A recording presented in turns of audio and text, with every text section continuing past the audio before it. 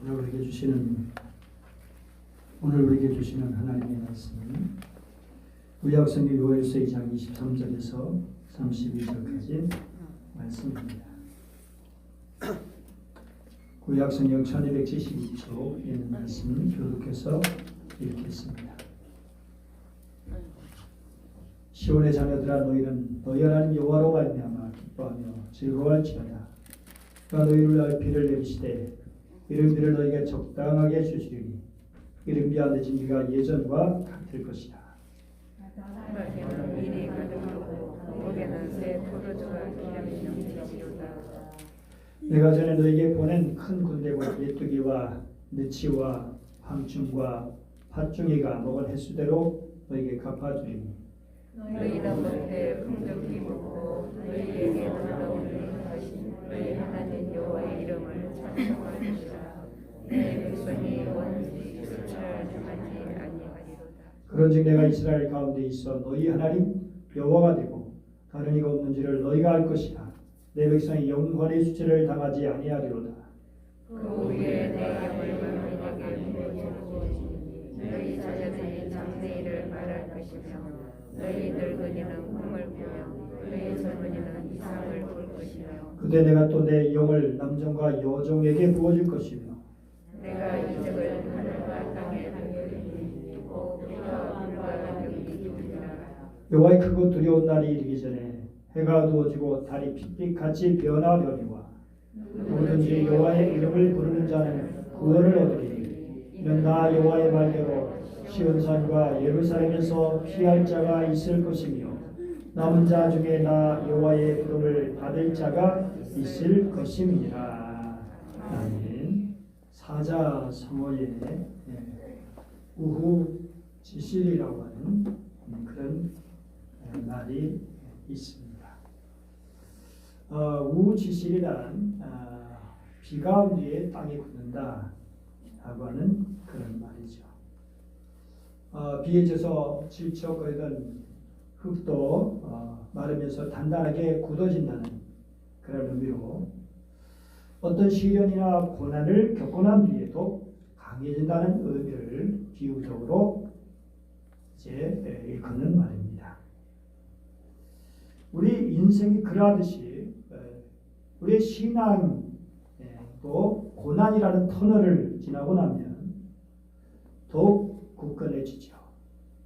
그래서 다윗은 그 온갖 순환과 고난의 과정을 지날 때 사마의 음침한 골짜기라고 표현하고 있고 그 골짜기를 지날지라도 두려워하지 않을 이유가 있는데 그것은 하나님께서 함께 하시기 때문이라고 노래하고 있습니다. 그래서 고난은 하나님과 동행하는 훈련의 장이기도 한 것입니다. 요엘서는 그야말로 참담하고 심각한 메뚜기의 재앙이라는 말씀으로 시작합니다. 메뚜기가 급속하는 그런 광경은 마치 강력한 군대가 일시에 덮치는 것 같은 그런 모습으로 묘사하고 있습니다. 메뚜기가 때가 한번 덮치면 푸른색이 완전히 사라지고 푸른 흔적조차 남아있지 않게 되죠. 메뚜기 때는 하루에 평균 30 내지 40km, 때로는 100km까지 날아다니는 그 숫자가 무려 10억에서 100억 마리. 이게 함께 이동하니까 이들의 잠시 머무는 장소는 완전히 황무지가 되고 마는 거죠. 우리나라 메뚜기는 그냥 식용으로 그렇게 생각하는 그런 거지만 정말 이 재앙을 경험한 그런 사람들은 메뚜기 하면 그야말로 끔찍한 그런 것으로 생각이 되죠. 근데 가까이 중국에서도 그런 일이 있기도 했었죠.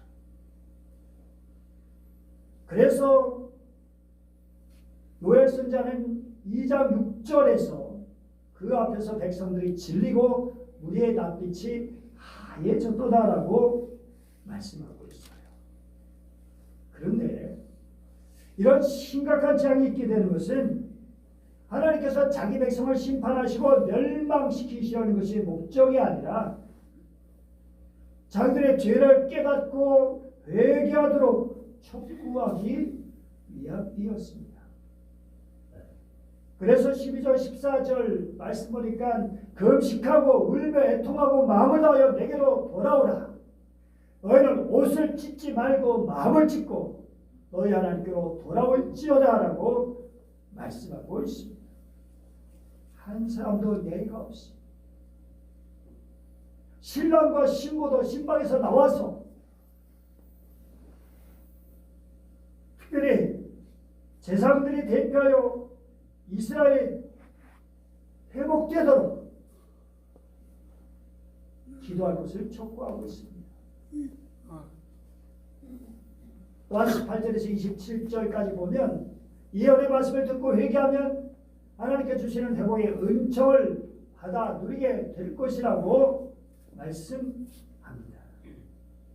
회복의 은총, 그것은 18절에서 21절 보면 하나님께 주시는 물질적인 번영도 들어있고 대저로부터 구원을 받을 것을 말씀하고 있습니다.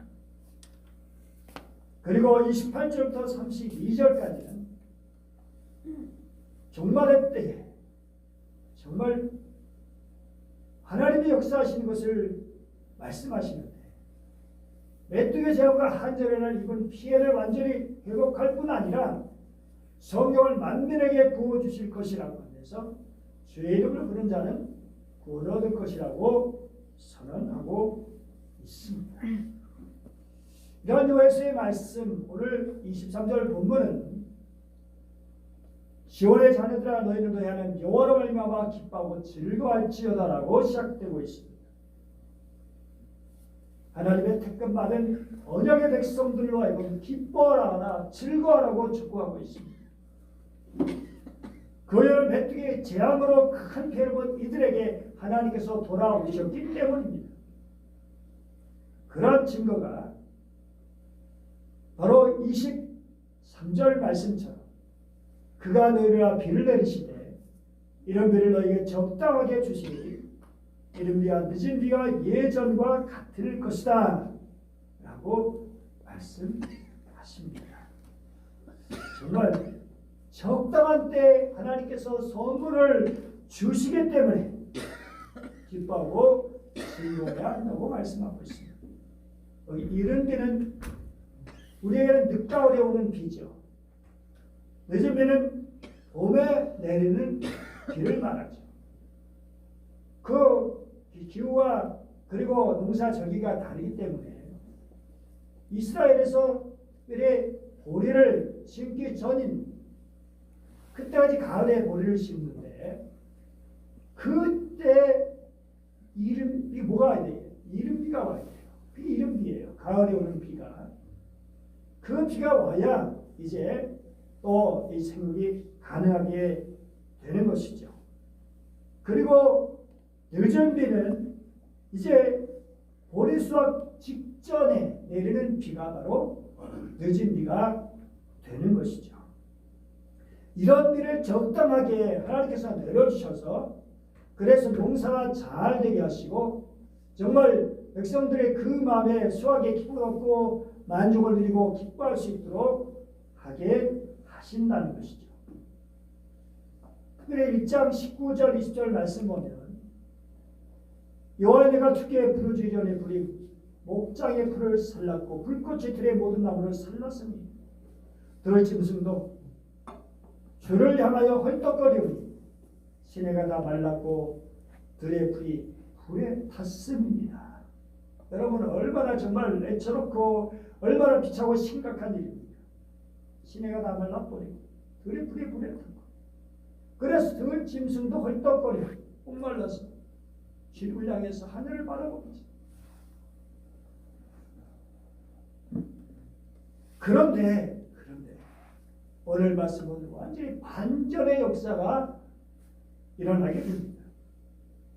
당시 고대 근동에서 비는 폭풍과 비의 신인 바알이 주관하는 것으로 인식되고 있었습니다. 그래서 바알을 섬기고 아세라를 섬기고 그랬죠. 그런데 그게 아니라 모든 자연을 다스리시고 창조하신 분 오직 하나님뿐이시고 그 하나님께서 배를 주시는 분이시다 라고 분명하게 드러내고 있습니다. 이렇게 적당한 때에 배를 주시는 하나님의 은혜로 풍성한 결실을 보게 된다고 말씀하고 있어요. 그래서 24절 보면 마당에는 밀이 가득하고 동에는 새 포도주와 기름이 넘치게 되어지고, 그리고 25절부터 27절에 하나님의 백성이 누리게 될 영원한 평화를 보장하는 약속의 말씀이 주어지죠. 그러니 내가 이스라엘 가운데 있어 너희 하나님 여호와가 되고 다른 이가 없는지를 너희가 알 것이다. 너희 가운데 있어서 우리에게 가장 큰 재앙이 무엇입니까? 하나님의 떠나시는 거죠. 하나님이 함께 하시지 않는 거죠. 그런데 우리 하나님이 함께 하시는데 우리는 어떤 어림도 이겨낼 수 있고, 그리고 그 하나님을 의지하여 정말 이 세상을 올바르게 은혜와 복으로 살아갈 수 있게 되어지는 것이죠. 하나님만이 유일하신 분이시다. 다른 이가 없다라고 그렇게 이 사실을 깨닫게 될 것이라고 말씀하고 있습니다.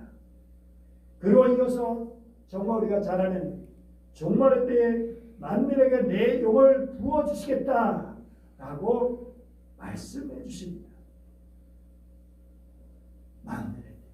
만민에게 성령을 부어주시겠다. 이 약속은 신약시대 오순절 성령 강림 사건 직후 베드로가 성령 강림 예언 성취를 입증하기 위해서 요엘 선지자 예언을 인용한 것으로 유명하죠. 또한 요엘은 여호와의 크고 두려운 심판 중에도 여호와의 이름을 부르는 자는 모두가 구원받게 될 것이라고 말씀하고 있어요. 누구든지 주의 이름을 부르는 자는 구원을 얻으리라. 이 말씀에 사도행전 2장 21절 똑같죠. 누구든지 주의 이름을 부르는 자는 구원을 받으리라 하였느니라. 또 로마서 10장 12절 유대인이나 헬라인이나 차별이 없습니다. 한 분이신 주께서 모든 사람의 주가 되사 그를 부르는 모든 사람에게 부유하시도다. 그러면서 13절에 다같이 같이 한번 해보죠. 시작. 누구든지 주의 이름을 부르는 자는 구원을 받으리라. 요한 선지자가 통해주신 말씀을 베드로도 그리고 사도 바울도 이 말씀을 전하고 있는 것입니다. 정말 그렇죠. 결국 우리가 구원받게 된 것은 개인의 어떤 행동, 공로 때문에 받는 것이 아니라 전적으로 하나님의 은혜에 근거하고 있음을 분명하게 밝히고 있는 것입니다. 따라서 아무리 우리에게 어떤 환난이 있다 할지라도 주의 이름을 부르는 믿음이 있을 때 우리는 구원을 받는 것이죠. 우리 육신의 구원, 우리 영혼의 구원, 영원한 생명의 세계로 들어가게 되어지는 것이죠. 분명히 엄청난 재앙이죠. 이런 재앙에 대한 말씀을 때 우리는 두렵고 떨릴 수밖에 없죠. 그런데 이런 말씀을 기록하는 목적은 죄악에 대해서 회개하고 돌아오도록 하기 위해서, 그러면 하나님께서 회복시켜 주신다는 사실을 깨닫도록 하시기 위해서였습니다. 정말 그렇습니다. 우리 하나님은 어떤 분이십니까? 우리 하나님 정말 우리에게 복 주고 싶으셨어. 우리에게 잘해주고 싶으셨어. 은혜 베풀어 주시고 싶으셨어. 좋은 것을 주시고 싶으셔서 정말 그렇게 오늘 우리 세수제 그냥 일반 별하면 안 달라셨다라고 말할 수 있어요. 그런데 왜 그걸 우리가 제대로 받지 못하느냐? 왜 제대로 누리지 못하느냐? 여러 가지가 이유가 있을 수 있지만 그 중에 하나가 바로 우리들이 하나님 앞에 준비되지 않기 때문에, 그 은혜를 받을 준비가 되지 않았어요. 하나님 은혜와 복을 주신데도 그것을 거부하기 때문에, 그리고 엉뚱한 데서 다른 데서 찾기 때문에라고 우리는 말할 수 있는 것이죠. 여러분, 요엘 선지자가 활동하던 시기가 어느 때냐? 바로 남유다의 제8대왕 요아스가 통치하던 그런 시기입니다. 정말 이때는 어느 때였습니까? 그 이전에 아달랴라는 그런 여인이 있었는데, 이 아달랴는 그야말로 북왕국의 아방과 이스벨의 딸이에요. 그러니까 정말 이 여인이 이 유다의 왕비가 되었어요. 기가 막히게. 이세벨의 딸이 그래. 이 정략으로 혼인 동맹을 혼인으로 이제 이렇게 정략 결혼을 했던 것이죠. 그런데 이 아달랴가 정말 끔찍하게도 다윗과 씨를 말리다시피 했어요. 다시 말해서 자기의 손자들을 죽여버린 거예요. 정말 그럴 수가 있습니까? 그리고 남유다를 온통 바알 종교로 물들게 만들었어요. 이세벨과 똑같아. 그런데 다행히도 그때 사랑하는 아들 손자 하나가 있었어요. 왔어요. 그 고모가 딱 숨겨가지고 그 아이를 딱 이렇게 이제 아기를 성전으로 데려다가 거기서 7년 동안 기렸던 이 양육시켰던 것을 볼 수 있어요. 그러니 얼마나 눈치 보면서 왕이 하면 안 되는 것이니까 그 당시 아달랴가 여왕이 돼가지고 그러나 때가 돼서 이 고모부가 된 대상 여호야다가 그렇게 혁명을 일으켜가지고 요아스를 왕으로 추대하는 거예요. 정말 치밀한 계획 속에서. 그래서 다시금 다윗의 혈통이 이어지는 그런 일을 볼 수가 있죠. 여러분 그러면 이 요아스는 어떻게 통치해요? 여호야다가 살아있을 때는 그래도 성전도 청결하게 하고 정말 믿음으로 사는 것 같았어요. 그런데 문제는 여호야다가 죽은 뒤에 완전히 신하들의 말을 듣고 이제는 반대로 우상을 숭배하고 정말 그렇게 다른 말하는 선자들을 죽이는 일까지 자행하는 그런 일이 되었어요. 정말 옆에 누군가 나에게 귀한 말씀해 준 사람이 얼마나 귀한가. 그 말씀을 듣지 못하게 되니까 그 말씀을 듣지 않게 되니까 이제는 완전히 반대가 돼 타락해버리는. 아달랴의 영향은 정말 계속 백성들에게 미쳐가지고 그래서 산당에서 우상을 숭배하고 정말 여기저기 타락한 모습들이 정말 많이 있었던 그런 시대 속에서 요엘 선지자는 하나님의 말씀을 들고 나섰던 거죠. 그래서 메뚜기의 재앙으로 말미암아 정말 그렇게 일어날 참상을 자세하게 말하게 되면서 이 그림을 보세요. 얼마나 심각한 일이겠어요. 막 메뚜기 때문에 한두 마리 가지고는 뭐 아무런 문제 없지. 이렇게 엄청난 그런 그러니까 사람조차도 뭐 제대로 이렇게 걸을 수도 없어요. 그러면서 요엘서 이제 요엘 선자가 외친 것이 바로 여호와의 날, 여호와의 날, 여호와의 날. 이 여호와의 날은 어떤 날이냐? 여호와 역사가 어느 한 순간에 결정적으로 개입해서 의인은 구원하고 악인을 멸하는 심판의 날을 말씀하고 있죠. 의인과 회개하는 자에게는 복의 날이지만 악인에게는 저주의 날, 심판의 날. 그래서 이스라엘과 유다가 하나님의 심판으로 멸망하는 날, 이스라엘과 유다를 괴롭히는 이방 나라가 심판하다 멸망하고 이스라엘과 유다가 포로에서 해방되는 날, 메시아가 와서 이스라엘 백성의 승리와 평화를 주는 날, 세상 끝날, 즉 대종말. 그러니까 여호와의 날은 이 심판과 구원이 같이 어우러지는 그런 날인 것을 볼 수 있습니다. 이런 여호와의 날을 그렇게 정말 외치면서 어떻게 말하고 있습니까? 이제 제사장들은 금식을 선포해라. 만화처럼. 장로들과 백성들은 굵은 베옷을 입고 성전에 모여 회개하라. 하나님께 부르짖어라. 그렇게 외치는 것이죠. 이런 선자를 보내셨다는 것 자체가 은혜예요. 지금 북한에 심각한 것이 말씀을 들을 수 있는 예배를 들을 수 있는 공간이 저 교회 예배당이 없어요. 11조를 드리고 싶어도 드릴 데가 없어요. 헌금을 구하는. 그래가지고 그걸 가지고 정말 또 이웃을 위해서 물론 그 사람들도 아주 어려운 가운데서 정말 신실한 남은 믿음의 사람들은 그 이불을 가지고 옛날에 박선희 목사님이 평양 갔을 때 박선희 목사님 얘기하는 소리를 딱 듣고 이분이 목사님이다. 단타 라디오를 통해서 설교를 들은 사람. 그래서 아무도 없을 때 목사님 혼자 이렇게 딱 보고 그냥 자기가 이렇게 한국을 드렸던 거예요. 세상에 남도 안 보네.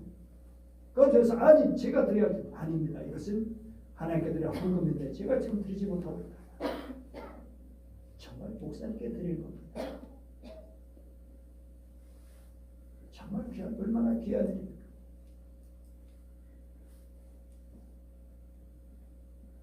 하나님 앞에 정말 회개하라. 하나님께 부르시라.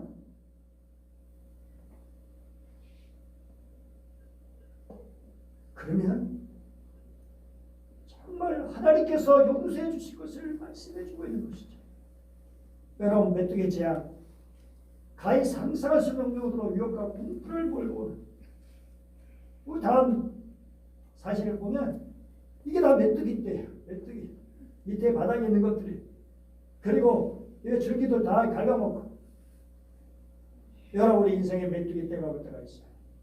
갑자기 우리에게 정말 다 우리에게 빼앗기고 없어지고 잃어버리고 흉년이 드는 것 같잖아요. 그런데 우리는 그런 흉년, 기근, 이런 재앙의 날이 우리에게는 그 재앙으로 끝나지만 않는다는 사실이죠. 주님을 바라보고 믿음으로 나갈 때 하나님께서 다시 회복해 주시는 은총이 있음을 믿습니다. 그래서 정말 하나님 앞에 간절히 회개하라고 촉구하고 있어요. 오늘 요한서 2장 1절 보니까 이제 여호와의 날이 이르게 됩니다. 이제 임박하였으니라고 말씀하고 있습니다. 여호와의 날이 이랬다. 3절에서 그렇게 정말 엄청난 그런 심판의 역사를 보여주고 있지만 그래서 그 심판은 누구도 피할 수 없는 완벽한 심판 그날은 두려움과 공포로 가득하게 될 것이지만 그러나 하나님께서는 그들을 그래도 불쌍히 여기시고 그래도 여전히 사랑하시고 그래서 그들의 죄를 깨닫고 회개할 수 있도록 그렇게 선자를 보내서 말씀하여 주시고 그러면서 13절 말씀 보시죠. 시작. 그는 은혜로우시며 자비로우시며 노하기를 더디하시며 인애가 가시사 뜻을 돌이켜 재앙을 내리지 아니하시나니 돌이키셔서 뜻을 돌이키셔서 정말 하나님 됐다 싶으면 딱 돌이키십니다. 18절 말씀 보면 그때 여호와께서 자기 땅을 극진히 사랑하시어 그의 백성을 어떻게 불쌍히 여기실 것이다. 그러면서 18절 27절 회복의 은총 말씀하고 있죠. 아까 말씀드린 것처럼 정말 물질적인 번영과 대적부터 구원 그리고 28절부터 나오는 말씀이 만민에게 성령을 부어주시리라 라고 하는 그런 말씀입니다. 우리는 종종 기도할 때 이렇게 기도할 때 많죠. 하나님 내 삶을 인도해 주세요. 하나님 우리 가정을 보호해 주세요. 하나님 우리 교회를 지켜주세요. 하나님 이 나라를 다스려 주세요. 물론 귀한 기도죠. 그런데 중요한 것은 다 우리의 초점을 맞추고 있다는 그런 사실이에요. 그러나 하나님 회복과 구원의 비전 나에서 머물지 않다는 거예요. 우리에서 머물지 않다는 거예요. 바로 만민을 위한 구원이다라는 사실입니다. 하나님의 원 모든 육체를 위한 회복이라고 하는 사실이죠. 유다 백성들에게만 만민이 이루어지 그 하나님의 영을 부어주신다는 것이 아니라 만민을 구워주시겠다고 말씀하고 계시는 것입니다. 특별히 남녀노소 누구에게 남종과 여종 그야말로 종입니다. 천대받던 그러한 종들에게까지 성령을 부어주시겠다고 말씀하고 있습니다. 늙은이 젊은이 어린아이 이것이 하나님의 마음입니다. 정말 하나님의 구원의 복은 나 자신이나 우리 가족만을 위한 것이 결코 아닙니다. 우리 교회만을 위한 것이 결코 아닙니다. 하나님께서 이루시고자 하는 기대하시는 것은 온 일과 하나님의 영으로 구원되는 회복되는 놀라운 세상입니다. 여러분 요즘 세상은 저 아프리카 옛날 같으면 우리랑 뭘 상관있나 할 수 있지만 이제는 그게 아니에요. 아프리카에서 질병 들면 그게 순식간에 얼마 지나서 다 우리까지 와요. 희한하죠. 코로나. 아니 아프리카 어디서 된 게 그걸 안 걸리대요. 정말 이제 세계가 그만큼 가까워졌어요. 그래서 정말 선진국들의 그 아프리카 질병을 위해서 아프리카를 도와야 되는 거예요. 자기들이 살기를 위해서는. 정말 그들에게 백신 주사도 나눠주고 정말 그들이 정말 어려움 당하지 않도록 도와주는 게 곧 자기를 위한 것이죠. 우리 하나님은 만민을 위해서 그러면서 주의 이름을 부르는 자는 구원을 얻으리라고 말씀하고 있어요. 사랑이라고 정말 그렇습니다. 하나님 누구나 다 구원해 주고 싶으셔요. 그런데 조건을 주시는데 주의 이름을 부르는 자라고 주님을 믿음으로 주님을 사랑함으로 주님을 바라봄으로 주의 이름을 부르는 자, 그 능력을 믿고 의지하는 자 구원을 베풀어 주신다는 거예요. 고린도서 12장 14절 15절 말씀 보면 육에 속한 사람은 하나님의 성령의 은혜를 받지 않아. 이런 그것들에 그에게는 어리석게 보이고 알 수도 없고 이런 일은 영적으로 분별되는 일인데 그런데 신령한 자는 모든 것을 판단하라. 자기나 우리가 판단받지 않는다. 이 육의 사람이라고 말하고 있어요. 육신의 사람.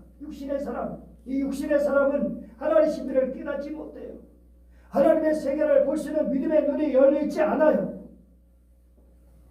그러나 성령의 사람은 하나님의 신비를 깨닫고 하나님의 세계를 볼 수 있는 믿음의 눈이 있습니다. 우리는 주님 앞에 기도하죠. 내 눈을 열어주시옵소서. 내 귀를 열어주시옵소서. 내 입을 열어주시옵소서. 주님께서 승천하시기 전에 제자들에게 하신 말씀이죠. 예루살렘 떠나지 말고 내게서 들은 바 아버지께서 약속하신 것을 기다리라. 그래서 제자들이 기다리면서 간절히 하나님 앞에 기도했습니다. 아마 그때 얘기됐을 거예요. 특별히 베드로 자기가 세 번씩 못 나와 주님 부인한 거 아마 그때 다 얘기했을 거예요. 그렇지 않으면 누가 알겠어요. 자기가 나는 이런 사람인데 이렇게 주님 못 나와 세 번이나 고백했습니다.